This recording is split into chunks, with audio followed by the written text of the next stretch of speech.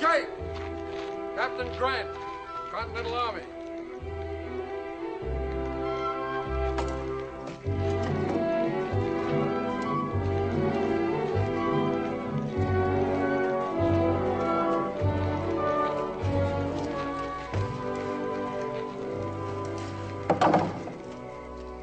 If you're looking for a room, you're just playing out of luck. The tavern's closed for the night. No, I'm not looking for a room. I'm looking for a man named Boone, Daniel Boone. I reckon you come to the right place. He lives right nearby. Good.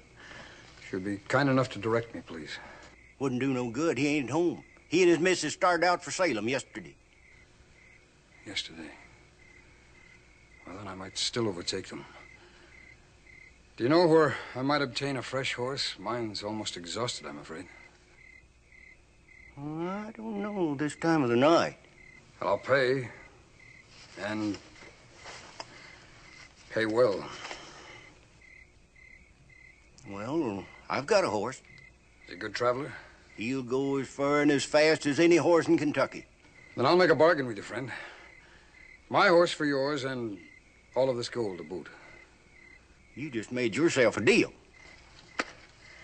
Now, if you'll be good enough to change my saddle and gear, I'll warm myself at your fire. Help yourself, and it'll be a pleasure. Thank you.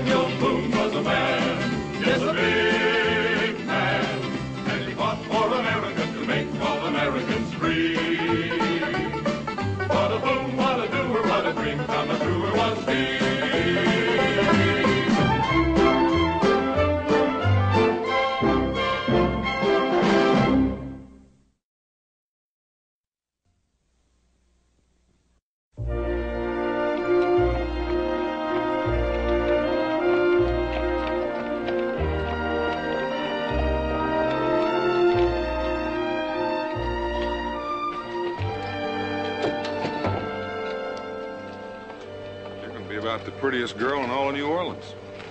And about the doubt is, I don't think Salem stars are up to big city standards. You sure look good to me. Speaking of looks, you're quite a distinguished figure yourself. Well, I feel all hemmed in, and I also feel just a little naked. Naked? You wouldn't let me bring old Ticklicker along. Mr. Boone, will you please remember that this is a pleasure trip and not a hunting expedition? I don't have to remember because you're not going to let me forget. I'm ready anytime you are. Now watch your step, man. Goodbye, Daniel. Behave yourself. I'd better. See you in a month or so, Gabe. Yeah, barring floods, hurricanes, and blizzards, that might be so.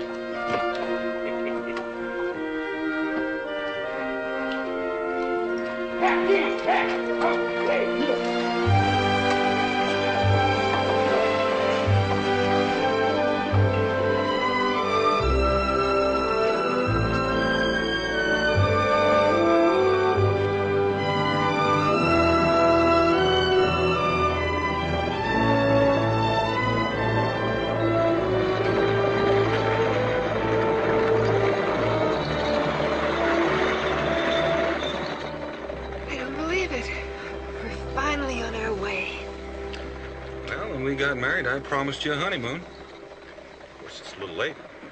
A little late? At least you can't say I've gone back on a promise. No. There's lots of other things I could say. Like what? Like, it's been the most wonderful years a woman ever spent. Even without a honeymoon? I don't really think I've ever had time to miss it. Well, now, Becky, you've had a pretty hard life. A hard life. Building a home and raising a family. Oh, Dan, what else is there in life? Pretty clothes, fancy parties, people to wait on you hand and foot. Piffle, I don't give a hoot about things like that. You don't? No. Well, let me tell you, whether you care for them or not, that's what you're going to get when we get to New Orleans. You know, if you try real hard, I might get to like it. Then where would you be? I'm looking for another wife. You wouldn't dare.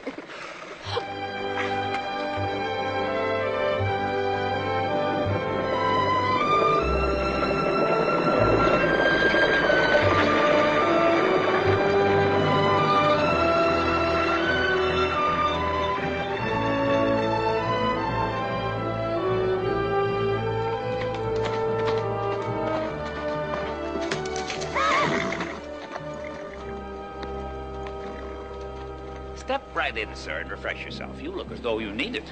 I'll have a boy take care I of have your no horse. time for that now. I'm looking for a man named Daniel Boone. I believe he's staying with you.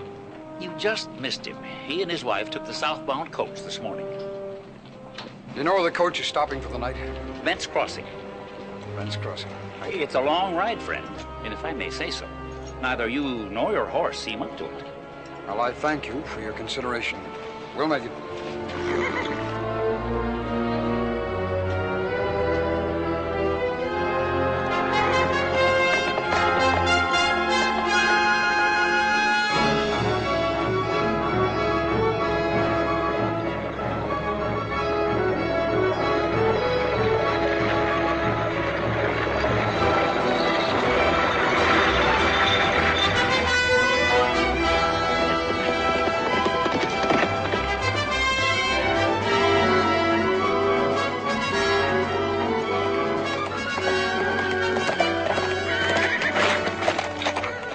Gentlemen, and refresh yourselves. I'll have a boy. Have you seen a horseman pass by here within the hour? That I did, but not within the hour. I'd make it closer to a half or less. Seemed in a hurry, he did. Which way did he go? Southward toward Bent's Crossing, trying to catch up with Daniel Boone. Thank you.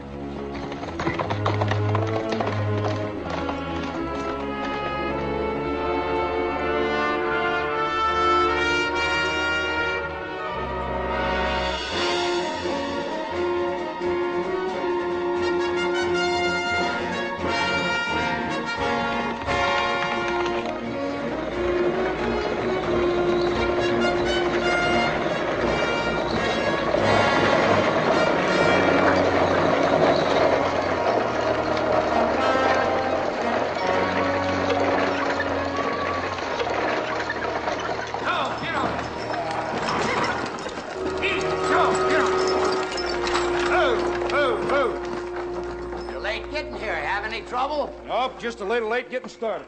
Got any mail for me from Salem? No, but I got you a couple of passengers, and they're going with me all the way to New Orleans. Mr. and Mrs. Boone. Did you say Boone? Not Daniel Boone by any chance? I don't know how much chance has got to do with it, but I'm him. Well, my name is Lomas. It's a great honor to meet you, Mr. Daniel Boone. And you too, ma'am. Oh, well, thank you. Now, you folks just go in and out of the night chill. I'll take care of your luggage. Oh, just the small bag inside, please. That's all we'll need. Yes, ma'am. Friendly fella, isn't it? Oh, that sort of friendliness can be dangerous. I think you broke my hand.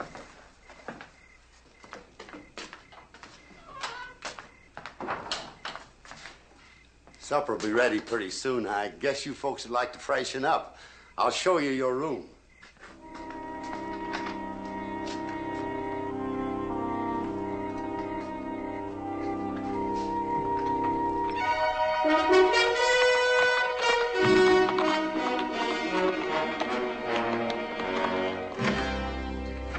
It don't look very fancy, but I'm sure you'll find it comfortable. I'm sure we will. If you want anything, you let me know. I'll call you when the table's set. Thank you. Oh, all I want is a good night's sleep. Are you tired? Aren't you? No. But given a choice, I'd rather walk than ride in that coach. But not in these boots.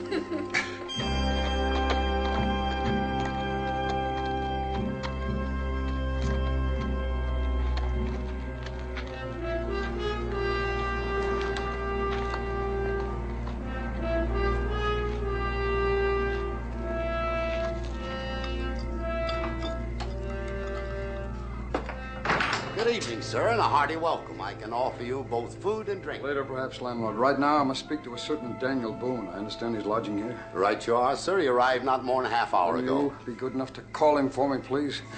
I must speak to him on a matter most urgent. Yes, sir.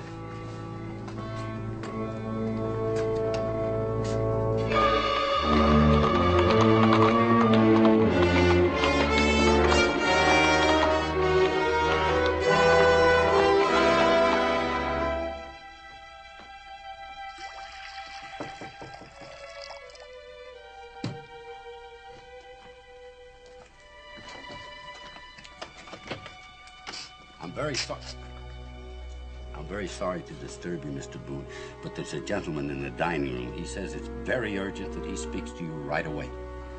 Did he leave his name? No, sir, and I forgot to ask him. Tell him I'll be right there. Yes, sir.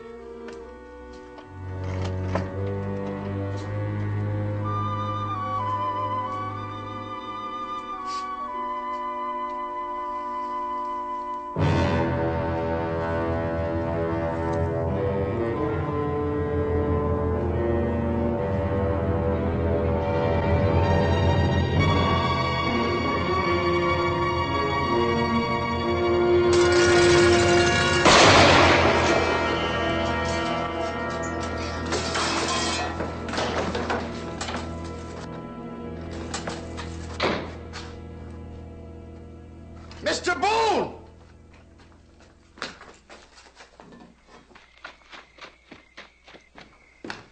It's the man to see you, Mr. Boone.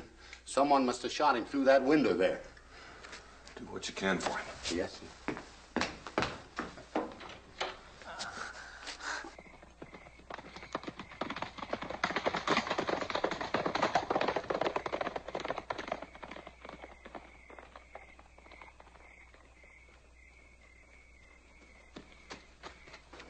There were two of them, Mr. Boone.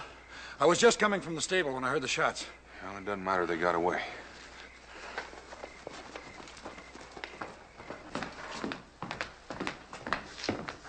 He's hurt real bad, Mr. Boone. Captain.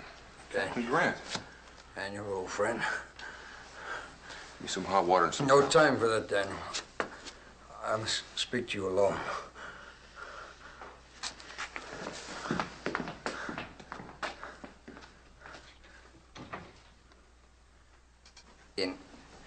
Inside pocket of my coat.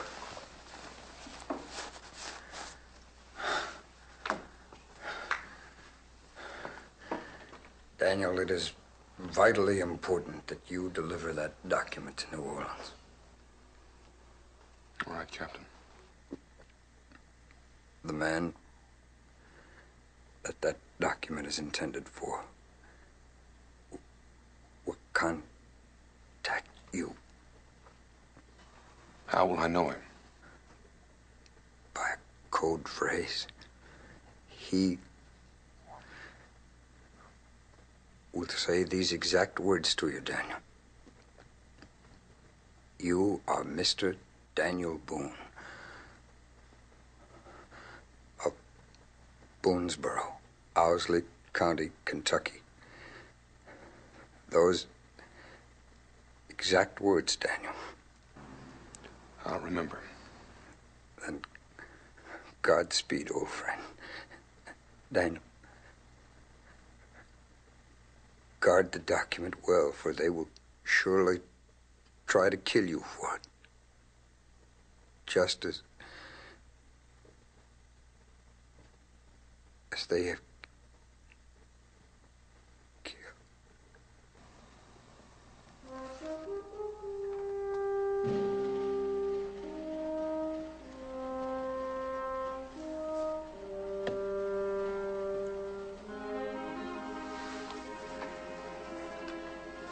the office of the President of the United States.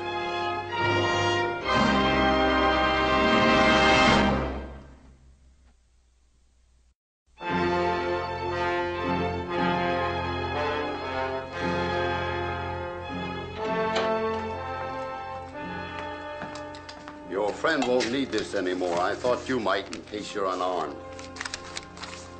When does the next northbound coach come through? 2 days from now. My wife is still sleeping. Will you give this to her when she wakes up? I'd appreciate it if you look after her and make sure she's on that coach to Salem. And Mr. Loomis, don't talk to anyone about what happened here this evening. You can trust me, Mr. Boone. I'll be on my way. It's urgent that I get to New Orleans. Without rest? I'll be all right.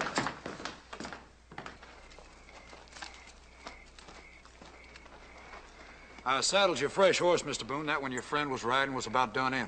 I'm obliged to you. How much do I owe you for him? You don't owe me anything, Mr. Boone. You can return him on your way home. And I'm doubly obliged to you. Good luck on your journey. Thank you.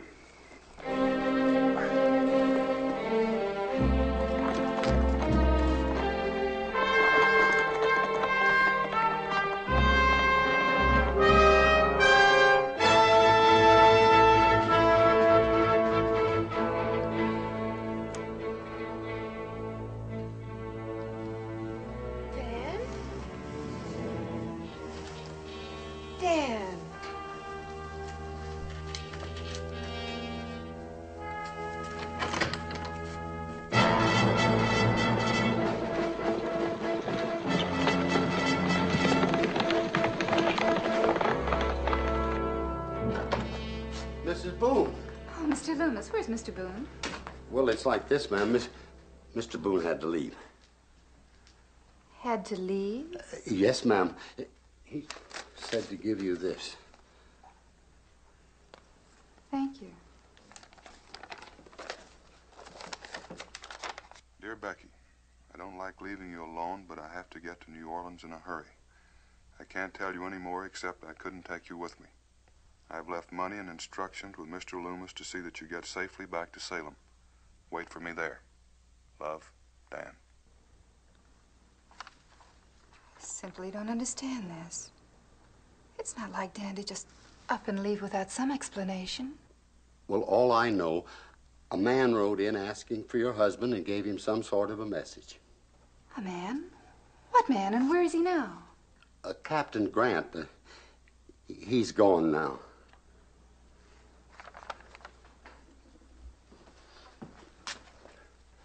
Could I get you something, ma'am? A hot drink, perhaps?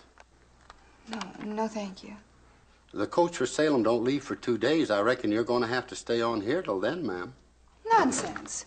I'm not going back to Salem. I started for New Orleans, and that's where I'm going. Well, Mr. Boone said... I'm sure my husband did what he thought was best, but I don't happen to agree with him. By the way, did he say where he'd be staying in New Orleans? I didn't mean to listen in, ma'am, but I think I heard the other gentleman mention the Hotel Imperial. Hotel Imperial. Thank you. You will see that I'm awakened in time to catch the coach in the morning. Yes, ma'am.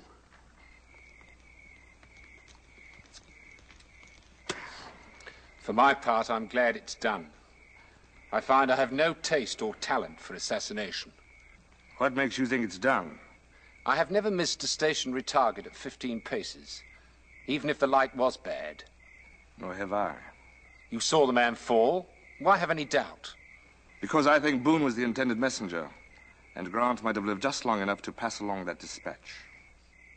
Are you suggesting that we kill Boone, too?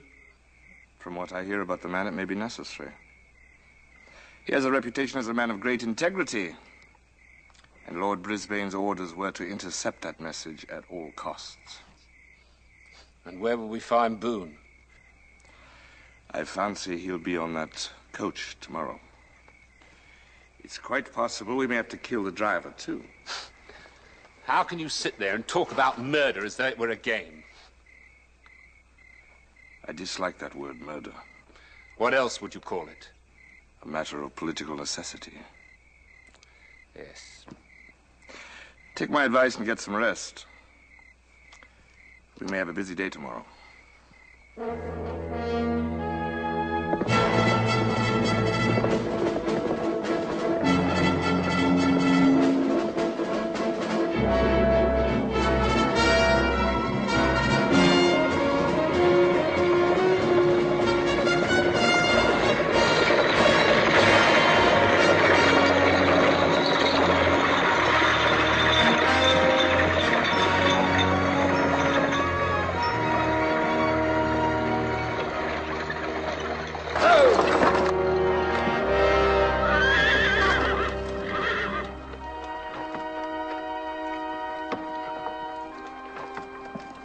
Driver, is something wrong? Tree across the road. I may have to unhitch to haul it clear.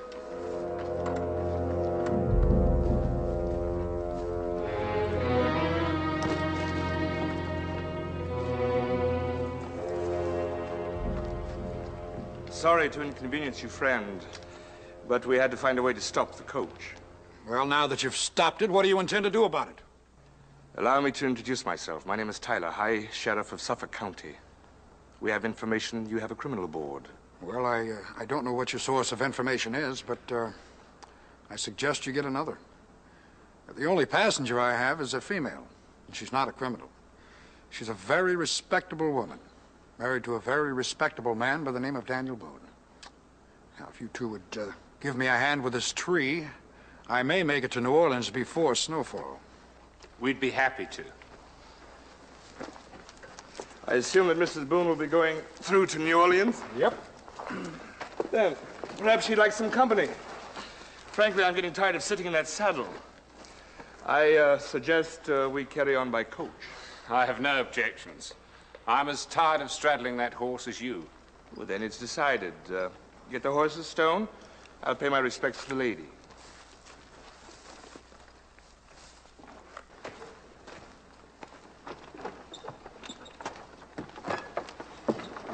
Mrs. Boone? Yes? Would you object greatly if two saddle-weary gentlemen shared the comfort of your coach? Well, it's hardly my coach. And I assure you I have no objections. It's rather boring traveling alone. It's rather a long journey for a lady to undertake all by herself. Well, I didn't really undertake it by myself. A pressing business matter forced my husband to ride on ahead. I'm meeting him in New Orleans.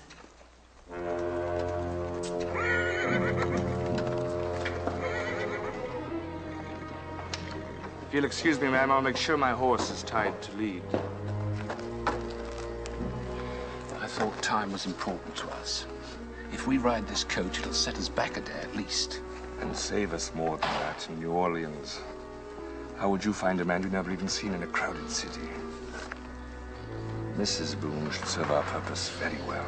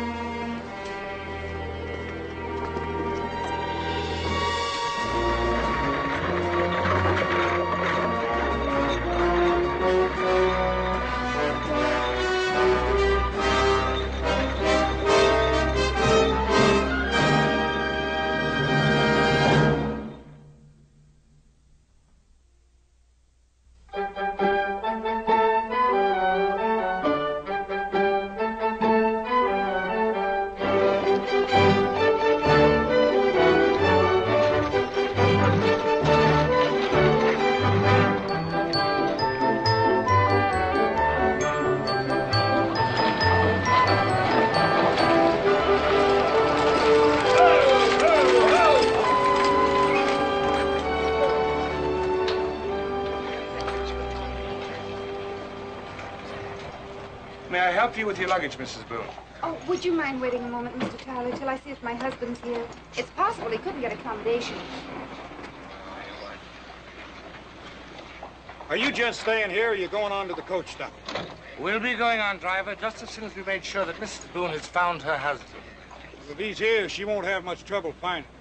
And what do you mean by that? Why, his size. He's the only man I ever knew that was big enough to hunt bear with a willow switch.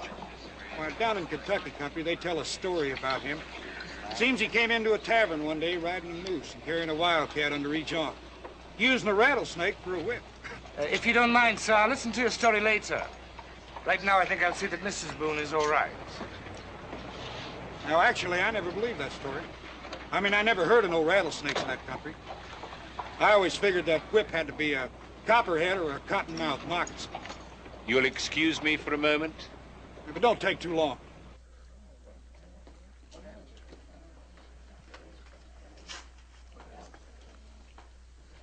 Madam, I'm sorry, but we have no Mr. Boone registered at this hotel.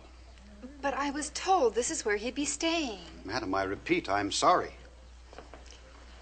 Perhaps he's made some sort of inquiry or left a message. How would I know that, madam? This is the finest hotel in New Orleans. We have so many people come through here. How could I remember? If my husband had been here, you'd remember. Why do you say that? Well, I guess the best way I can describe him is that he sort of looms over people. Looms? Yes, I think that's the proper word. You mean he's rather tall? I imagine you could describe him that way. Well, we do have one guest here who rather answers the description, Mr. Holt, Mr. Nathan Holt. Oh, he's just coming down the staircase now. Dan! Madam, please. Daniel Boone! Madam, please, that man is Mr. Nathan Holt, and I'd appreciate it if you... Nathan Holt? That's Daniel Boone. Don't you think I know my own husband when I see him? Madam, if you insist on creating a scene, I shall be forced to call the manager. I hardly think that will be necessary. Are you sure that was your husband, Mrs. Boone? Certainly, I'm sure. I repeat, madam, that man is registered as Nathan Holt. What's his room number? Suite C. Thank you. Mr. Tyler, would you be kind enough to look after my luggage? I think Mr. Boone and I are due for a little conversation. I'll see that it's taken care of. Thank you.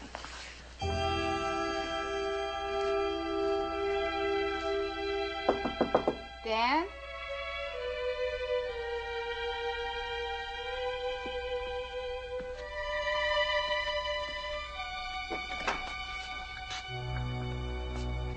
Just about the last person I expected to see here.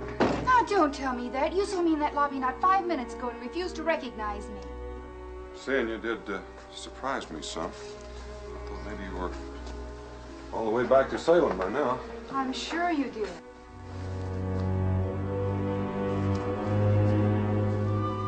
Well? Are you going to tell me what this is all about, or do I have to pry it out of you? To tell you the truth, you know as much about this as I do. All I know is I wish you hadn't have come. Well, that's a fine thing to say. I thought this was to be our honeymoon. Well, I thought so, too, until Captain Grant caught up with me at the Copper Kettle Inn. What did he want? He gave me a message to deliver. What sort of message? I don't know that either, except that it's from the President of the United States. Who were you to deliver it to? Well, I'm still waiting to find out. Becky, won't you please go back home and let me work this out, whatever way it has to go? You're in trouble, Dan, aren't you? And in danger, too. Well, that may be possible. One man's been killed already, Captain Grant. That's why you can't stay. I haven't the slightest intention of leaving, not till you leave with me. Don't you see, I can't let you stay. Your life may be in jeopardy, too. Well, it won't be the first time I've been in danger, and I have my very serious doubts if it'll be the last time. So whether it's Mrs. Daniel Boone or Mrs. Nathan Holt, I'm staying right here. Well, about all I can hope for is to get this business over with as soon as possible. And in the meantime, we can try to have as much fun as we can.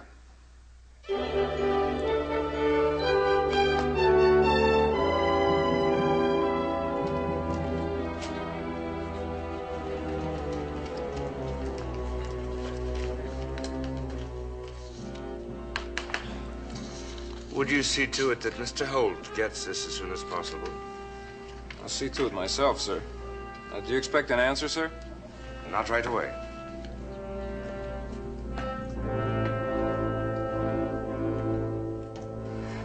Do you like it, Dan? Well, I gotta admit it's different from those gowns we looked at back in Salem. Well, that's not the most complimentary remark I've ever heard. Well, I never was real good at making pretty speeches. I've noticed that from time to time. But I always was real good at knowing a pretty girl when I saw one. I was even lucky enough to marry one. Oh, I'd almost call that a pretty speech.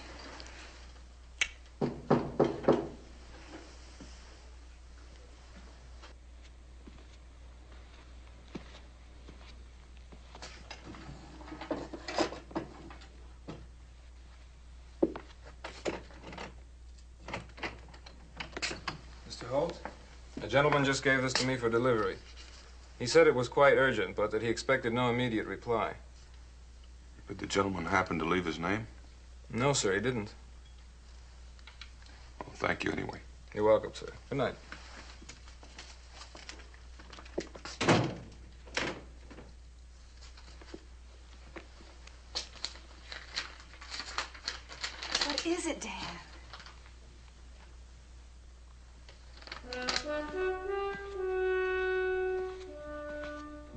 Mr. Daniel Boone, if you will come to Pier 13 at 9 o'clock, I think your mission in New Orleans can be successfully completed. Looks like that party we were planning may come off a little late. You're going? I don't have much choice. One man's already been killed. This could be a trick. Well, that's a chance looks like I'm gonna have to take. I'll give you 2 hours. And if you're not back here by then, I'm gonna come looking for you. Becky, no. You stay here and keep the door closed. And you hang on to this. No, you may need it. Well, you may need it more than I do. And I want to make sure that you're here when I come back. Good night, Becky.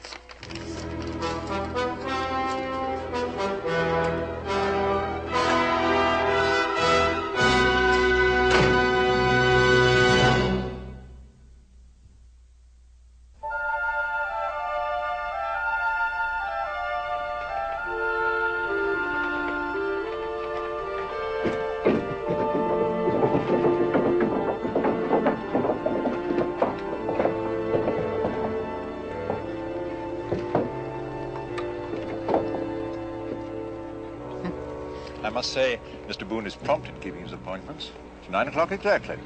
Shall I call him over, my lord? No, let him wait a little. I'd like to be quite certain that he's unaccompanied. Would you like to have me wait for you, sir? I'm not sure how long I'm going to be here. You'll find it hard to get a cab in this neighborhood at this time of night. I can understand that. I've got a lot of time. Friend, you could die of old age, and I sure could run out of money while you were waiting for me. Thanks just the same.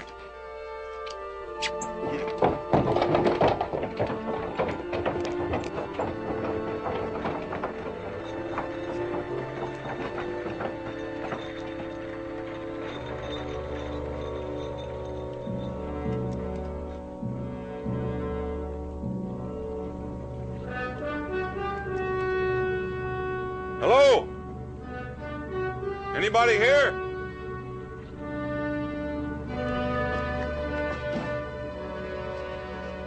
Briggs. Yes, sir. Boone's here. You think I'm deaf? I could hear him calling if I was halfway out to sea. I may overlook your impertinence if you happen to remember your instructions. We close in when you call, Governor. And we don't kill him till we find out if he's got the bakers. You have a remarkable memory, Briggs. Remarkable.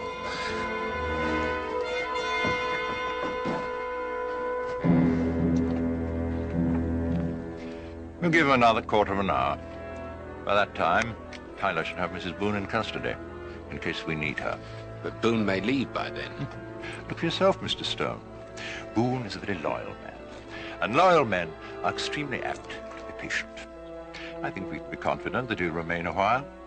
If he starts to leave, we'll simply call him in.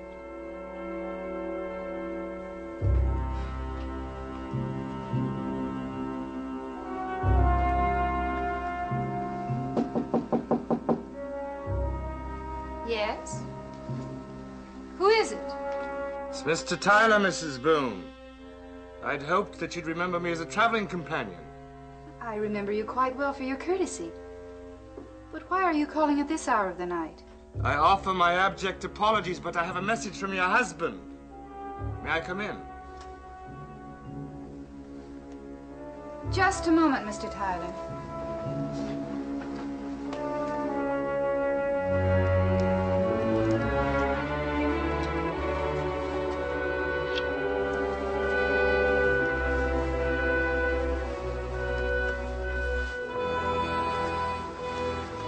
You may come in now, Mr. Tyler.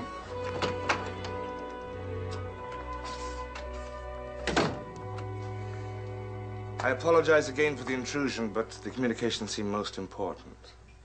I'm sure that it must be. I'm sorry to be the bearer of bad tidings, but Mr. Boone is hurt. He's asking for you. Dan's hurt? Yes, ma'am. How did it happen? An accident, Mrs. Boone. A runaway carriage. He's at the doctor's office now, so if you'll come with me. Mr. Tyler, how do you know that Mr. Boone isn't in the next room safe and sound? But he can't be. I don't know what you mean. In plain words, Mr. Tyler, I think you're a liar. And I've been a very foolish woman. I didn't realize I was so obvious. You weren't until just now. That was my stupidity. I should have realized before why you and Mr. Stone held up the coach. My congratulations, Mrs. Boone, on your perception. And mine to you on your duplicity. Now, what have you done with my husband? Nothing yet. He'll be quite safe if he sees fit to cooperate. I assure you he won't. He's not a traitor. I assure you we've considered that. That's why I'm afraid you'll have to come along with me. Come along with you.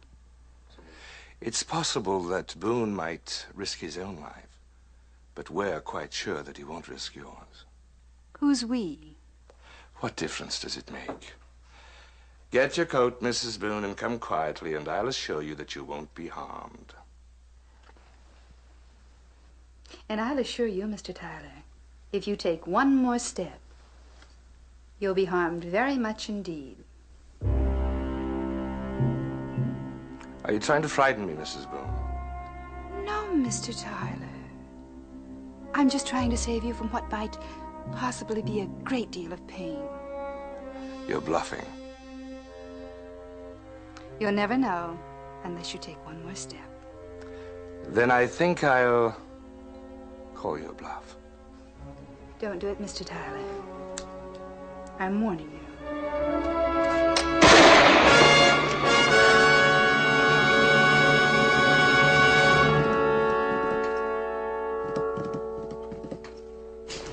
Would you mind calling the police? Madam, I can understand you being upset. I imagine the report you heard a moment ago may have sounded like gunfire.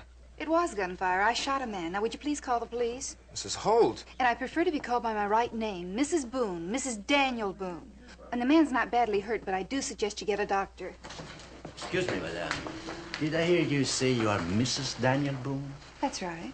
Allow me to introduce myself. I'm the Marquis de Lafayette. I'm the one the dispatch your husband carries is intended for.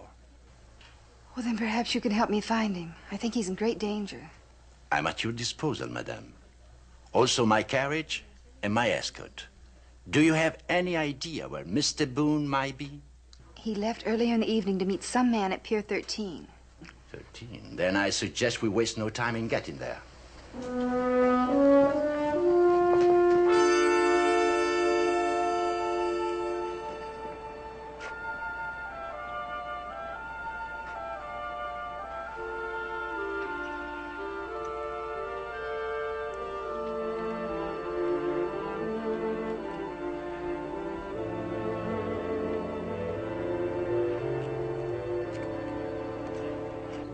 Yes, I think we might call him in now.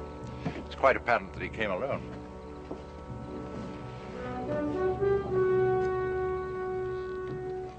Mr. Boone!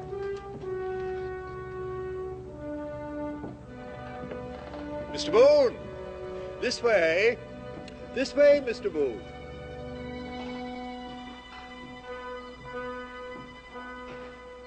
This way, Mr. Boone!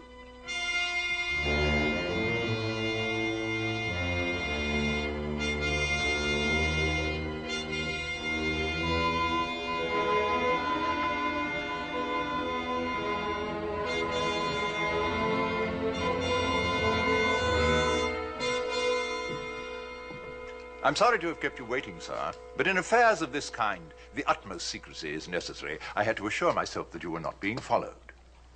You are Mr. Daniel Boone, are you not? I'm Daniel Boone. Who are you? Under the circumstances, I prefer to remain anonymous.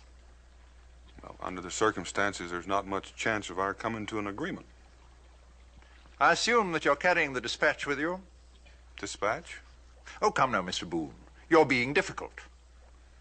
Well, I'm not being difficult. I'm just trying to make sure I'm dealing with the man I'm supposed to deal with. If I were not the proper person, how would I know that you are registered at the Hotel Imperial as Nathan Holt? Well, thanks to my wife, half the folks in New Orleans know that. All right, then. If it will be of any help to you, I'll quote you the text of the dispatch you're carrying. Well, that wouldn't be much help either. I've never read it. Then what can I do to convince you? You've already convinced me, because you haven't said the right words yet. The right words? What are the right words, Mr. Boone? Well, if you were the man I'm supposed to deal with, you'd have already said them. So I just have to figure you might be one of the men who killed Captain Grant. Mr. Boone, I am not a murderer. And maybe you're the man who hires them, which to my way of thinking is a little worse. One moment, sir. I am a man who dislikes violence. But since you seem determined to be unreasonable... Well, I'm sort of opposed to violence myself. And I've been known at times to get mixed up in it. So why don't you stop talking before I lose my temper? You haven't heard me out yet. I've heard all I want to hear. I doubt that very much, Mr. Boone. You see, I'd heard that you were a patriotic and courageous man. We anticipated that you might prove a little difficult, so we've taken our precautions. Such as? We're holding your wife as a hostage. In principle, I dislike such things, but at times they become necessary. Well,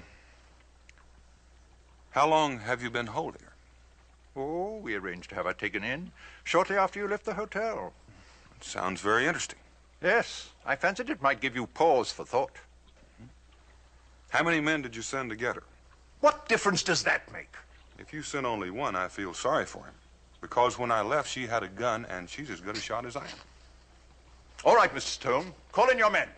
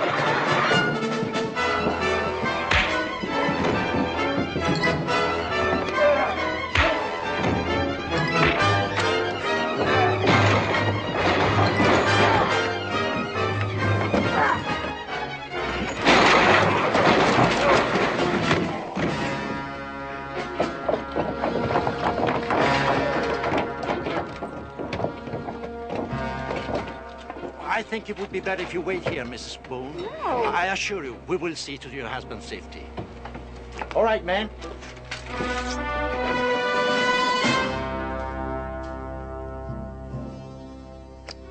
There isn't a single paper on him, my lord. I suppose it was too much to expect that he'd be carrying them. What do you want done with him, my lord? Shall we toss him overboard? No. Not until we find out about Mrs. I can tell you that, Lord Brisbane. Place these men under military arrest.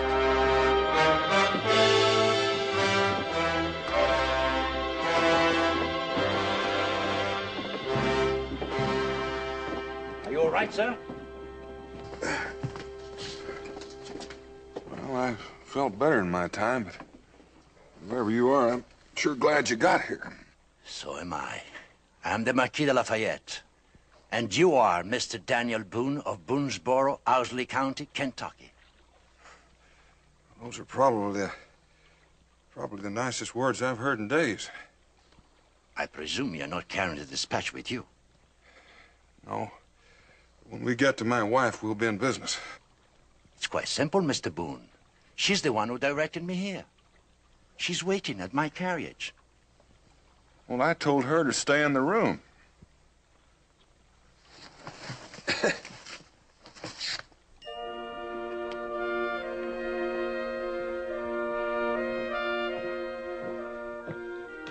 Dan.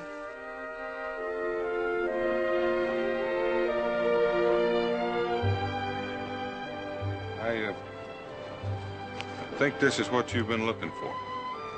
How long have I been carrying that? Not long. Not long at all. You've always been real good at taking care of things. If you'll excuse us, Marquis, for some time we've been trying to have a honeymoon. Please, be my guest.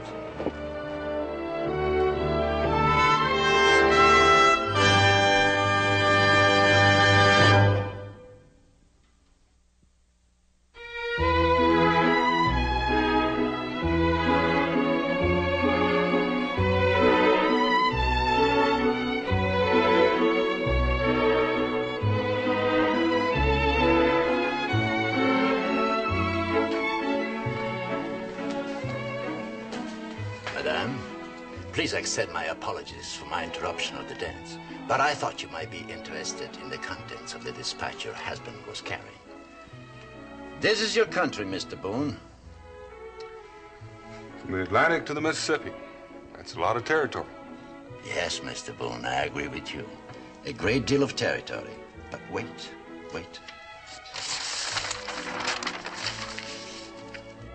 The Atlantic to the Pacific. This would make England's claim on Oregon secure, and you would always be dependent on her. This is the Louisiana the United States is purchasing. And this is what you will become the moment I put your president dispatch in the hands of Napoleon. That was in the letter I was carrying? Mm-hmm. That was the letter.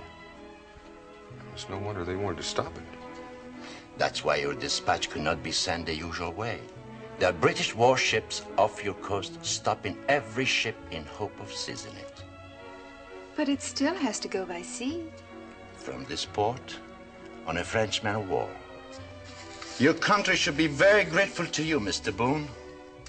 I can assure you, my country is. And now, if you will excuse me, I must say good night. Well, at least we know why we're guests of honor at the governor's ball. Madam, may I have the pleasure of this dance? Sir, I am extremely flattered. Shall we join the others?